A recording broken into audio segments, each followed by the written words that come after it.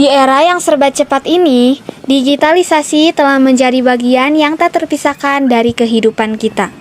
Bayangkan, dulu mobilitas kita hanya mengandalkan angkot atau ojek pangkalan untuk berpergian.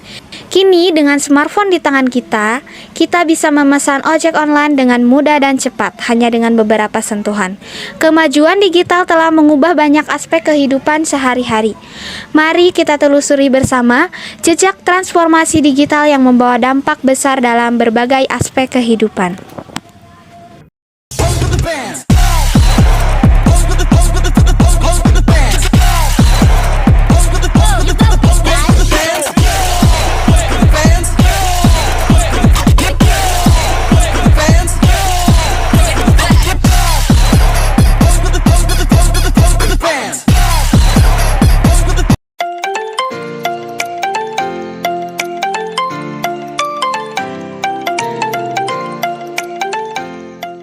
Dampak teknologi digital terhadap struktur ekonomi makro.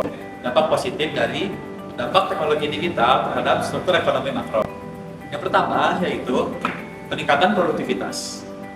Teknologi digital dapat meningkatkan efisiensi dan produktivitas di berbagai sektor ekonomi. Penggunaan perangkat lunak yang canggih memudahkan perusahaan untuk menghasilkan lebih banyak dengan sumber daya yang lebih sedikit. Yang kedua yaitu keluasan pasar. Digitalitas memudahkan bisnis, terutama UKM, untuk mengakses pasar global dengan biaya yang lebih sedikit, e-commerce dan platform lainnya. Jadi membuat transaksi menjadi lebih mudah dan lintas batasnya jadi yang tidak terbatas, jadi lebih murah dan lebih mudah. Yang ketiga yaitu meningkatkan inovasi. Teknologi digital mendorong inovasi baik dalam produk maupun dalam proses. Bisnis ini yang memacu pertumbuhan ekonomi dengan menciptakan pasar baru dan meningkatkan daya saing. Lanjut, 4. Penciptaan lapangan kerja baru. Teknologi digital menciptakan lapangan kerja baru diantaranya yaitu bisa dilihat dari atas sini. Yang pertama, e-commerce, pekerjaan dalam logistik, manajemen gudang, pemasaran digital, dan layanan pelanggan. Yang kedua, startup dan inovasi, pekerjaan di pengembangan produk, pemasaran, dan manajemen proyek. Yang ketiga, layanan digital, pekerjaan dalam pendidikan online, konsultasi, dan layanan kesehatan jarak jauh. Lanjut, yang kelima, penciptaan inklusi keuangan. Peningkatan inklusi keuangan adalah salah satu dampak positif utama dari teknologi digital terhadap struktur ekonomi makro. Berikut beberapa cara teknologi digital meningkatkan inklusi keuangan. Yang pertama, akses ke layanan keuangan. Yang kedua, layanan kredit dan pinjaman. Yang ketiga, transparansi dan keamanan. Dengan meningkatkan inklusi keuangan, teknologi digital tidak hanya memperluas akses layanan keuangan, tetapi juga memberdayakan individu, komunitas, dan untuk beradaptasi lebih aktif dalam ekonomi. Tahu gak sih, ada juga loh beberapa dampak negatif dari teknologi digital terhadap struktur ekonomi makro. Langsung saja, pertama, kesenjangan digital.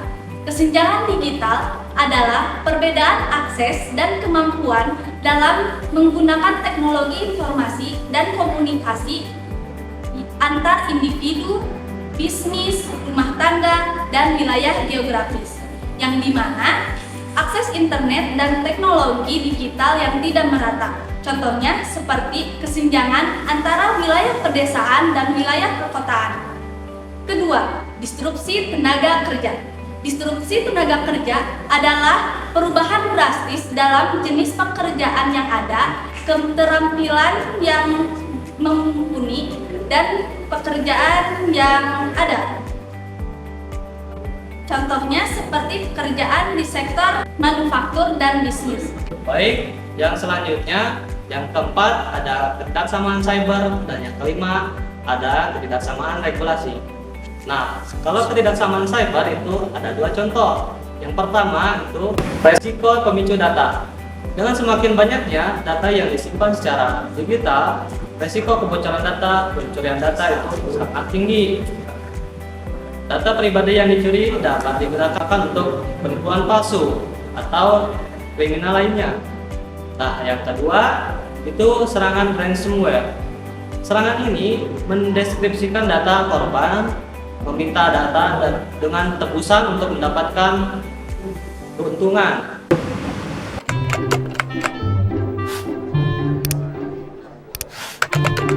Nah, di sini adalah contoh dari resiko pemicu data dan serangan ransomware.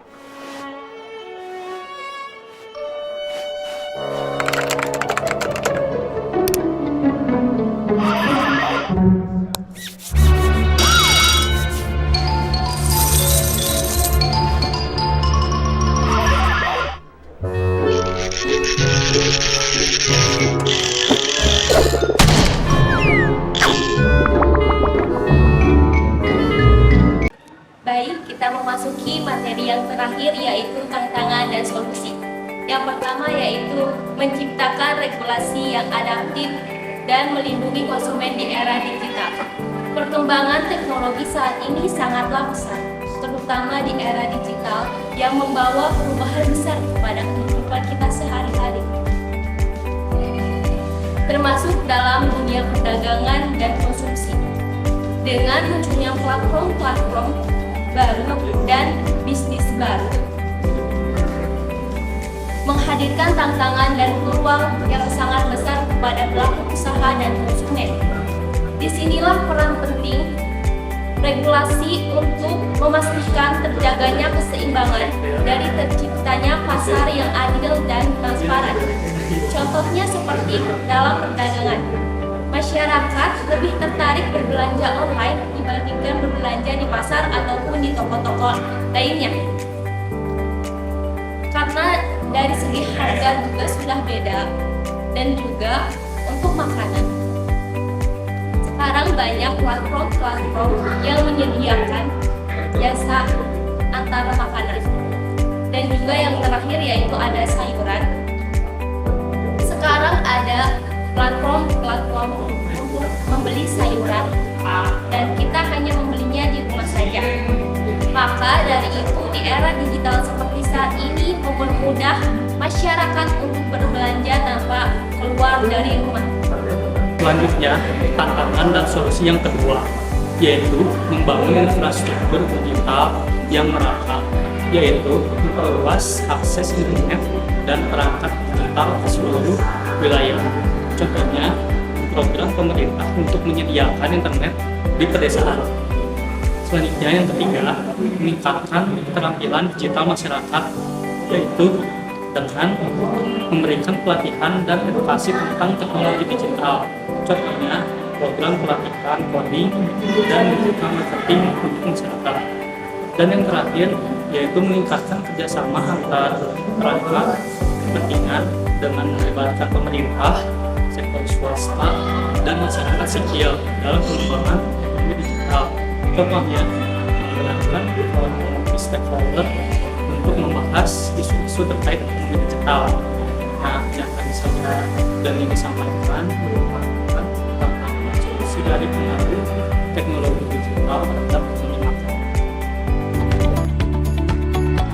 Mari kita sama-sama jadikan ekonomi digital sebagai platform untuk kemajuan bersama. Bersama kita ciptakan ekosistem digital yang adil, merata, dan bermanfaat bagi semua. Mari kita jadikan semangat adaptasi dan kolaborasi sebagai kompas yang menuntun kita menuju masa depan ekonomi digital yang gemilang.